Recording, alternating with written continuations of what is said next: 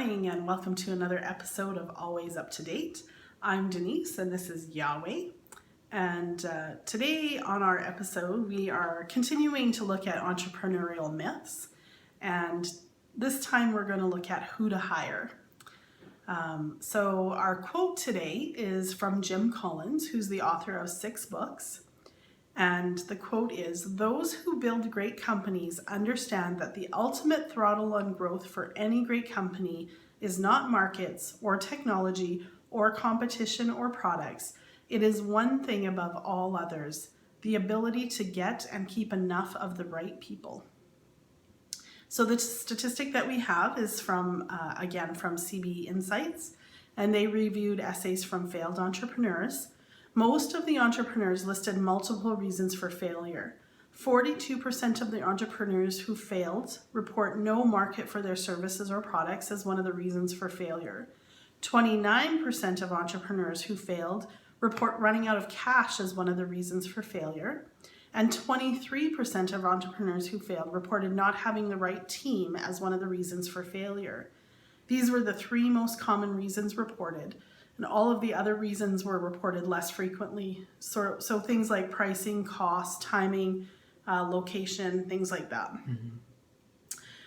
So Yahweh, we have a lot of small business owners that come through and they've established their business enough and they're ready to start hiring employees. So they want to hire that first employee and they're excited about it and they're ready to get that team going, but they're just having a hard time finding the right team or keeping the right team. Yeah, absolutely. And especially for the ones who are just trying to hire their first hire, here are the questions that you might want to ask. So can you scale your business by hiring outsiders to fill key positions? So again, like we've said, you can, it is possible, but we find that it's a better decision to fill those key positions from people within, promote from within. If you have an employee who always shows up on time and is willing to learn and they're willing to do whatever you ask them to do and they believe in your product and they understand your processes, they understand your business goals. Those are the key employees that you want to promote and get them into positions that have a leadership role, that they're going to lead other employees in the same way. They're going to be an example to them.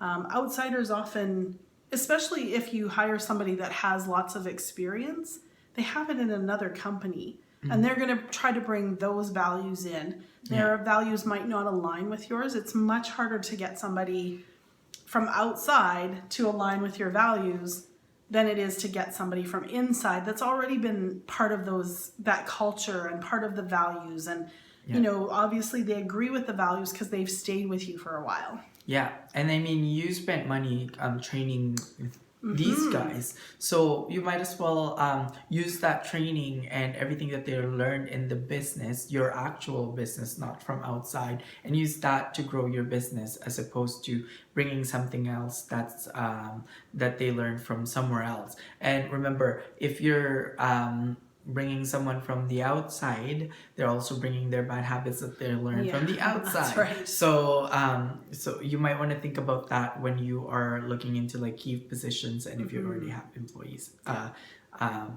in your company. Yeah. Will employees stay with you forever? Probably not. You'll have, 1 or 2 employees that come through your business that will be loyal and will stay with you for a long time. But most of them will find something else that fits their needs more. They get tired of the job. They'll move on. And I think I read a statistic that I think like with millennials, they stay even less time. Like it's less than 2 years, I think, that they'll stay with a business. On average, yeah. So they might not stay with you forever. Don't take it personally because we build it. We build our business and we try to make the culture and make everything so that the employees will stay and we have a good business model. But sometimes it's not because of that they're leaving. So you always have to keep in mind that the employees will, at the end of the day, will be servicing their own self-interest. So Yep. yeah, I mean, do as much as you can to make them stay longer, but don't expect too much that they're gonna stay forever. Yeah, that's right. Yeah. Yeah, And some of them, it's, they're leaving because they're following a spouse somewhere, Yeah. or, their family is moving, or whatever, Yeah. that they have children and they want to stay at home with their children. So again, like you said, it's not necessarily because of you or because of your business. Sometimes it's life circumstances. Yeah. Will employees always be happy with you? Probably not. Chances are pretty good that your employees will dislike you at one time or another in the relationship that you have. Again, if you've told the employees what you expect, if they know what you expect from them, and you're following that, then I think you just got to continue on. And sometimes, again, just like, not every customer is a good customer, not every employee is a good employee. And sometimes if you hold employees accountable, they may not like you, and it may cause them to leave. But again, you've got to do what's right for your business, and you've got to just keep in mind that that employee may just not have been the right fit for you. Yeah. Do people always tell the truth on resumes? You might be surprised by this, but people do not always tell the truth on resumes. There's a magazine called Hire, Write, and Ink. And it says that 85% of people lie on their resume. That kind of blows me away. 85%. I don't know if these people don't think that they're ever going to get caught, or somebody's going to figure out that they're lying about something. But just remember that resumes don't always tell the truth about somebody. Yeah, and it's not even just like, a straight out lie. It's mostly about like presenting your experiences better, Right. and having you perceive something better than what they actually do. I mean, it's a resume, so I think the goal is to get hired, right? So you present your best what is best foot forward? Yeah, or... that's right. Yeah, that's yeah. right. So it doesn't necessarily mean that that everything in the resume is right. Although it might be close to the truth, but Yeah, not necessarily the truth that you're looking for when you're reading the resumes. that's right. right. Yeah. Do employees value the rate of pay the most? So this one might be a little controversial. I think employees really do value their rate of pay, but I think they also value benefits that they get, vacation time, how they're treated at a job. So I don't know that their rate of pay is the highest. I think it's a big factor. Yeah. But I think also just the benefits they get, Yeah, absolutely. I mean, at the end of the day, we're trying to make money, just pay our bills, right? So, sure, it's a really big factor, but most employees, they have their own set of values that they're trying to fulfill. For example, like they might stay with you because of the autonomy, or the opportunities for growth in the company. So stuff like that you want to think about when you're starting to hire people. Yes, you should have a competitive wage to be able to keep them, but also these benefits that are kind of added, a value added in your company, that will make them stay longer too. Yeah, that's right. How many people do you need to interview to make a good hire? Yeah, so this might come as a shock, but you need to interview at least 100 people to make a good hire. And you might wonder how you can, look at 100 people if you're a small business and you're the only one there. This is your first hire. You don't really have time to interview 100 people. But what we do is group interviews, and I think we've done a video on group interviews before. We used to do it where we'd interview one-on-one. We'd maybe book off 8 slots on our schedule to interview potential employees to find a good hire. And oftentimes that hire wasn't that great. So we've spent all this time trying to do it, not to mention, again, if you're a small business and you're the one doing all the work, you still have to get all your other work done as well. We just found that group interviews, you can just see a whole bunch of people at one time. If you like what their answers are, what their presentation is like at your group interview, then you look at their resumes, then you bring them in for a shadow day. You kind of get to know them a little bit better. So you may have seen 100 people and you can narrow it down to the one that you like the best. Yeah, absolutely. Is skill as important as attitude or adversity quotient? Yeah, skill is definitely not as important.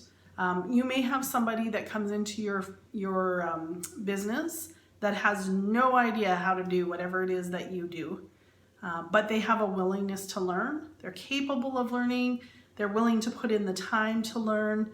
The adversity quotient, so they get things thrown at them and it doesn't affect them. It doesn't bother them that much. They can, continue working. Those are the people that you want to keep. Those are the ones that, so they don't have a degree. That's okay. They can still do what they need to do to get the job done. Skill at the end of the day can be learned. The attitude and the adversity quotient, that's something that's built into you. That's right. So, I would really look out for those people who has a strength on those areas. Will your employees' desire always align with your business goals? Yeah, not always. Again, as we said before, often employees are just needing to pay bills. They don't care. They just need a job. So lots of times their desires don't always align with your business goals. Again, you want to try to get your team that, aligns with your business goals, that is trying to help you build your business. And again, it's going to be one of those relationships where, if they value the benefits of working at your firm or your business, then they're going to help you. They're going to work. They're going to want to work to make your business grow. Do employees only need to be told values and objectives once to be effective? No. You need to tell your employees the values and objectives that you have for your business multiple times. They need to hear it over and over again until it's in their brains and they know it. They can say it without hesitating at all. They know what your business goals are, and that's become a part of them as well, that they want those business goals for you as well.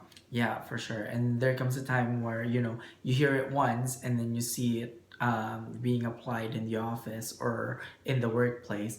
And some employees might not be comfortable with it. So that's another way to, get rid of the employees that don't necessarily want to grow with you in the business.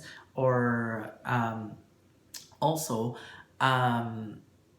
make sure you set the expectations to these employees by saying it over and over and to make sure they really understand what you mean and the culture that you're trying to build in the business. You can't build a culture if you just tell it to them once a year. Yeah. Right?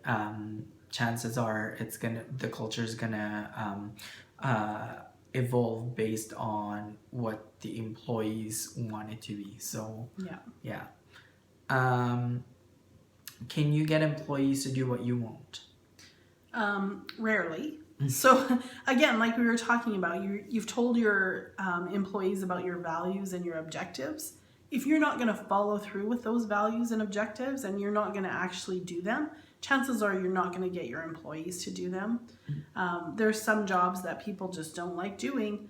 But again, if you're the business owner and an employee sees you doing that job, it's more likely that they're also going to do that job. If you can do it and you're the business owner, then I can do it. I'm just the employee. Yeah. Kind of attitude. Where if you're not going to take care of something that needs to be done, some menial task or whatever it is, or if you have a specific value or objective and you just ignore that one and continue to deal with people or go against that value, whatever it is, that's how your employee is going to be as well.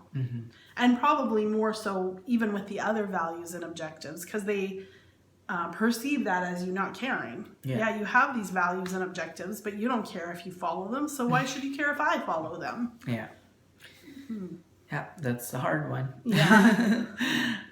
So yeah, I think that's all the questions we have for this video. I hope you guys liked the episode. If you do, please click like and subscribe to our videos. And we'll see you guys in the next episode for Always Up to Date.